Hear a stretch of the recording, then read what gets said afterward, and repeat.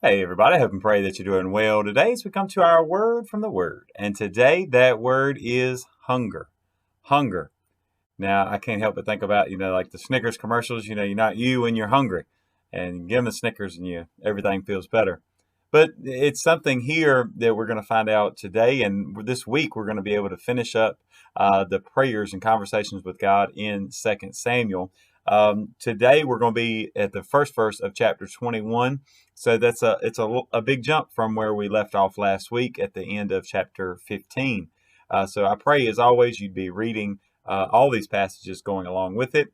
You see that David was running from Absalom, and Absalom had taken over. He was fearful for his life, and then in the course of all these things, it's a lot of things have happened. But Absalom ends up being killed, and now David is back on the throne. Now, through all this, we're going to see even the some of the final thoughts and words of David this week. But today, this word hunger, it really had a little bit to do with the fact that there was a famine going on. That's what we're going to see, and some natural disasters. Right, when things happen, and in our world, the same thing happens. And as we see natural disasters happen, we come to the Lord and really want to know why. Lord, why is this happening?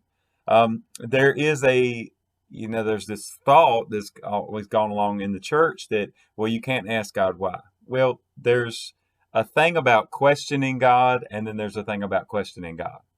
So we can ask God a question, but we cannot or should not question God, meaning question his authority, question his ability, undermine who he is. But certainly we can ask God a question. Certainly we can ask God to reveal his will to us and his guidance. And so we know throughout scripture you see people asking. I mean, he says you have not because you ask not. So as we look today, 2 Samuel chapter 21, looking at verse 1, says, Now there was a famine in the days of David for 3 years, year after year. And David inquired of the Lord. And the Lord answered, It is because of Saul and his bloodthirsty house, because he killed the Gibeonites. Now, I encourage you to read along and see how the rest of this conversation goes and what the punishment is. But this whole the whole point that I wanted to make today is that, man, when something happens, do we just sit back and allow it to happen? In a famine that has gone on for a long time, do we just sit back and say, well, this is just the way it's going to be, or do we seek to know more? Maybe, God, why is this happening? God, can you reveal to me why this is going on? Is it something that we need to do? Is there sin? Go back to, is there sin in the camp? Is there something that we need to be doing? Because sometimes, we can be living life in sin and maybe even in a sin that we're not aware of, and the Lord needs to reveal that to us. But sometimes He's just waiting on us to ask Him to reveal it. Certainly, God was ready to reveal this to them at any time had they asked. I can't help but wonder why it took them 3 years to ask. Maybe like us, you think, okay, well, this is just the way it's going to be for now, and it'll work itself out. And then when it doesn't, well, what then?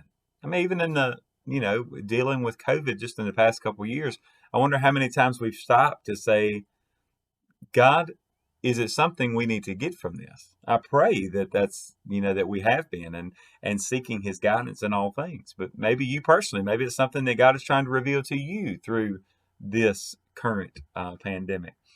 But really, what I want, I guess, the challenge for us all to be, and I believe this is the same thing we see even with David and God's relationship, is we'll have a hunger for food and for things that go on, and when things don't go our way, then we come to God and ask God, okay, what's going on? Why aren't my plans going the way that I thought they would? Well, that's coming to Him after the fact. The problem is what we don't need to wait until we're spiritually starving to begin to have a hunger for God.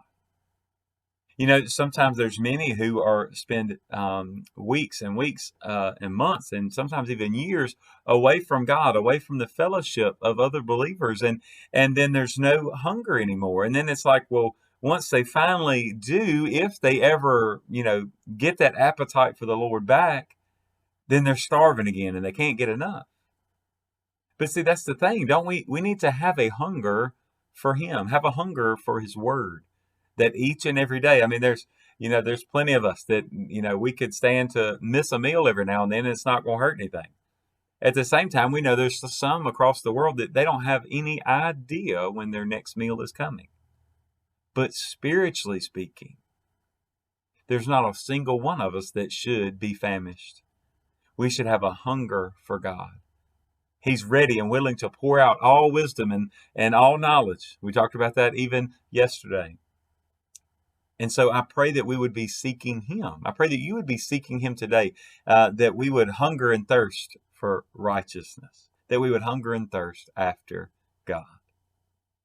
So today, are you hungry? God bless you, and pray you have a great, great day.